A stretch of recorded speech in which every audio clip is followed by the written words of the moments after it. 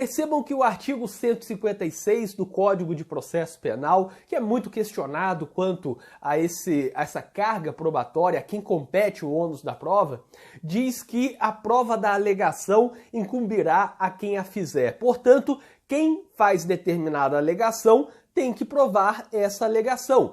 Quem alega determinada coisa passa a ter o ônus da prova de provar essa coisa. Isso é questionável e eu particularmente discordo dessa distribuição do ônus da prova para aquele que fizer a alegação, pelo simples fato de que no processo penal o Ministério Público deve provar que o fato é típico, ilícito e culpável. Portanto, não cabe à defesa, por exemplo, provar que há uma excludente de ilicitude. E aí você deve estar pensando, bom, então é muito fácil, basta o réu alegar que há uma excludente de ilicitude, como a legítima defesa, e ele não tem que provar nada. Mas percebam a questão por trás desse assunto.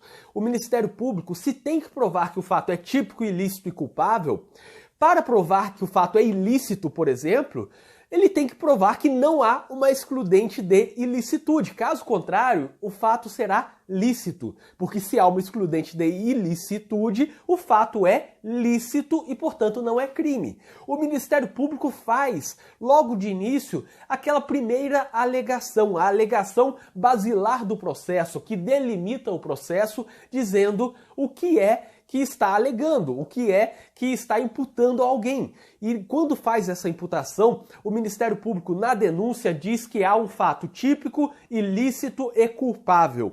Não tem como provar que um fato é ilícito, culpável, sem provar que não há a existência de uma excludente de ilicitude, de uma excludente de culpabilidade. Aqui é uma questão até mais lógica do que jurídica. Não tem como provar que há uma ilicitude sem provar que não há uma excludente de ilicitude.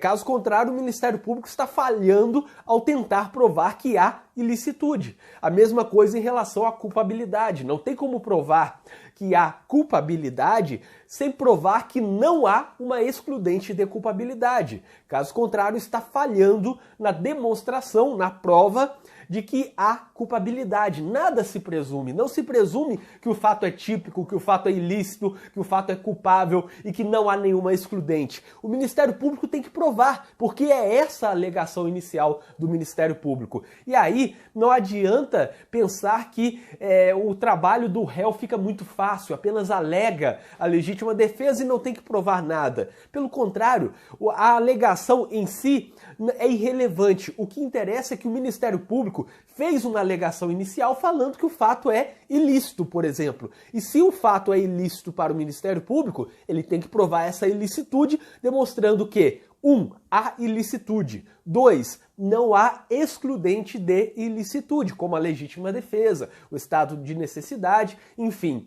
Então, basicamente, eu discordo dessa compatibilidade constitucional do artigo 156 do Código de Processo Penal. Para mim, ele sucumbe nessa parte, ou ele pelo menos precisa ser interpretado à luz da Constituição, à luz do artigo 129, inciso 1º da Constituição Federal, que institui um sistema, pelo menos constitucional, acusatório. Você pode questionar que o nosso Código de Processo Penal tem resquícios inquisitivos, inquisitoriais, resquícios que colocam o juiz na produção de prova de ofício, na possibilidade de decretar a prisão preventiva, mas uma coisa é certa, a Constituição divide muito bem. A Constituição não atribui poderes de ofício para o juiz decretar a prisão preventiva, para o juiz produzir a prova de ofício. A Constituição em si ela adota um sistema acusatório. E, portanto, esse artigo 156, nessa parte de distribuir o ônus da prova, tem que ser analisado à luz da Constituição. Portanto, na minha visão, o ônus sempre é da acusação. A acusação não tem como provar que há autoria sem demonstrar que não há um álibi. Não tem como demonstrar que há ilicitude sem demonstrar que não há excludente da ilicitude. Para provar que sim, tem que demonstrar que não há algo que retira esse sim.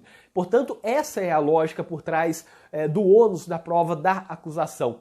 Assim, cabe à acusação provar os elementos do fato típico, incluindo, portanto, a tipicidade, a ilicitude e a culpabilidade.